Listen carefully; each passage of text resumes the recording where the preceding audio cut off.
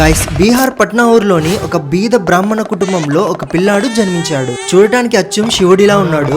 పిల్లాడి జుట్టు మహాదేవ్ జుట్టులా చుట్టుకొని పొడవుగా ఉంది. మరియు గొంతు చుట్టూ ఇలాంటి మార్క్స్ కూడా ఉన్నాయి. ఎలా ఉందంటే కొన్ని సంవత్సరాలుగా ఏదో పాము చుట్టుకున్నట్టుగా ఉంది. ఆ బాబు పుట్టకతో ఆ ఫ్యామిలీలో ప్రతి ఒక్కరూ చాలా సంతోషంగా ఉన్నారు. కానీ ఆ సంతోషం ఎక్కువ రోజులు లేదు.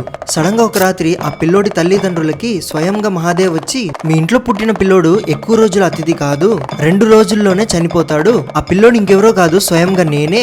నేను 2 రోజుల లోపల మరణించిన తర్వాత నన్ను ఖచ్చితంగా భూమి లోపల బూంచండి అని చెప్పారు. మీకు తెలిసే ఉంటుంది, 11 సంవత్సరాల కంటే చిన్న పిల్లోల్ని మన సనాతన ధర్మంలో కాల్చకుండా బూంచుతారని. మహాదేవ్ చెప్పిన ఎగ్జాక్ట్ 2 రోజుల తర్వాతే ఆ పిల్లోడు బ్రతకడు, చనిపోతాడు.